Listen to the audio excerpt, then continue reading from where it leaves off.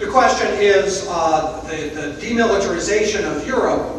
I alluded to this as the free rider problem. It was under an American umbrella.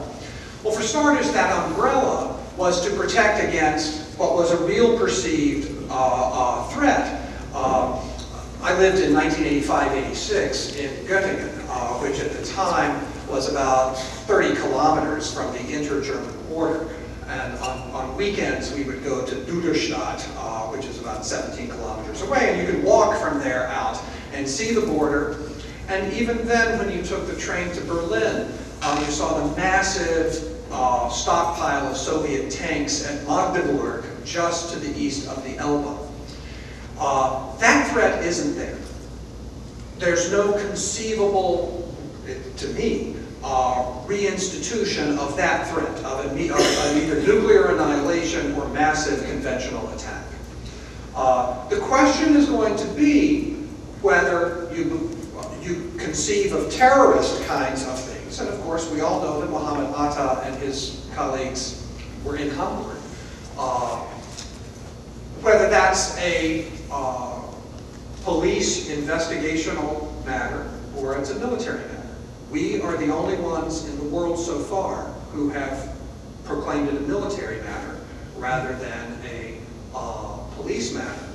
And my friend Andy Basevich, who teaches at Boston University, from an entirely different political perspective than mine, and from the perspective of a military academy graduate and a career officer, profoundly objects to the trope of war on terror and militarizing the issue. So, yes, they're going to have a withdrawal of this American force. It's going to be slower now that Rumsfeld's not there trying to move it from the old Europe to the new Europe, where we can have secret prisons and things. But I think they'll replace it with police efforts rather than military effort. Yes?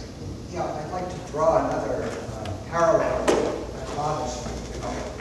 Hitler sent signal after signal, starting with the writing of Mein Kampf in the 20s. Even before, really. Even before, okay. Then he was elected, however you want to call it.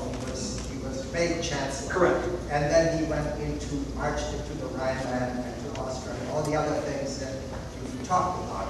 So there was never any doubt. He said it again and again. Now, what bothers me is the parallel we see today in the form of Iran. Here is another one that threatens to annihilate a country, and that plainly says that he's going to continue his nuclear program, given an excuse that it's a civilian program. But here we are, the world is standing by, pleading, trying to negotiate, hopefully something. Are we going to have a similar situation in a different embodiment? I certainly can't predict it, because I think there's a general skepticism about consensus on intelligence based on previous empty bags after we took actions against other places. I mean, I don't know. I'm not sure I'm in a position to know how advanced, whether, etc. The second thing is, and again, I'm no expert on Iran. I'm not sure what's the dog and what's the tail in Iran. From what I understand, Ahmadinejad is really not particularly powerful. And his power is even less as the legitimacy of this last election is questioned. What I can speak to, I think, is the need to be modest in use of historical analogy. Because if we're overly bold with doing that, we adopt an advocacy mode. I speak always with two hats on. I was trained first as a lawyer and then as a historian. And I talk about the difference in historical attitude of the two professions. Lawyers take an instrumental view of history.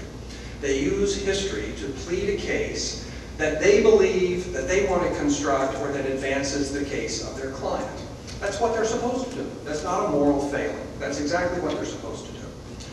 But the interest there is not truth.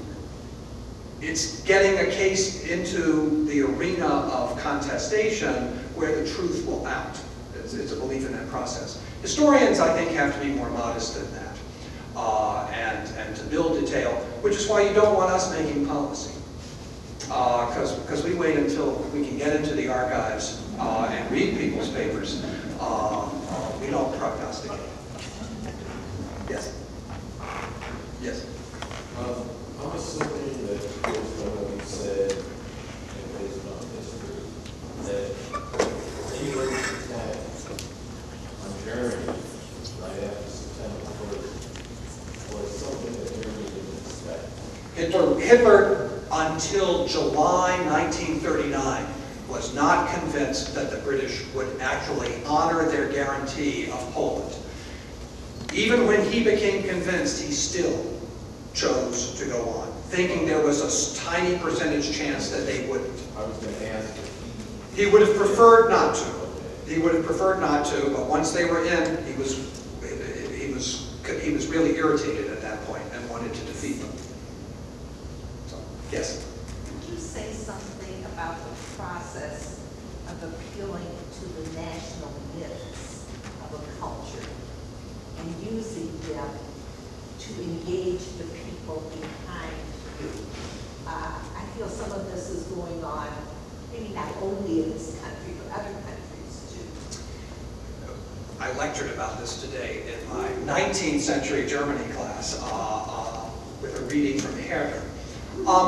There are different strands in nationalism, okay? And historians view there being a change in nationalism at the end of the 19th century.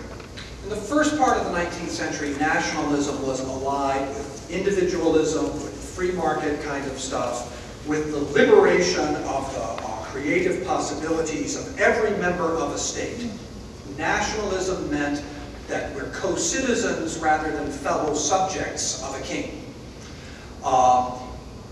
Heinrich August Winkler in Berlin, at the Humboldt University in Berlin, talks about a shift from left nationalism to right nationalism. And it's complicated, it's connected in part with social Darwinist notions of racial identity, a lot of ugly things in our own history. It happened about the same time that in the post-Reconstruction South, we imposed the Jim Crow laws to disenfranchise and oppress African Americans. Once nationalism becomes conservative, becomes aimed at mobilizing directly a popular mass rather than raising up individuals as thinking rational citizens, it becomes more of what we see with the great demonstrations, the Nuremberg rally kinds of things, the Leni Riefenstahl kinds of pictures of National Socialism. Bernard Anderson argues that nations are inherently imagined communities. In Ohio, our sense of American nationality is, I've never been to Alaska, but I've never been to Hawaii, but I believe that he's a citizen and is eligible to be president. And he is my co-citizen, he's my fellow American. So I have to use an active imagination, and these myths are sparks to that imagination. So any nationalism needs to have some element of that. The problem comes when it becomes exclusive, when it is pulling the ladders up, when you see jobs disappearing, low-wage jobs, and you no longer are able to get a job, and you want to exclude immigrants because they're unfair competition. This has happened multiple times in the United States. And it tends to turn ugly.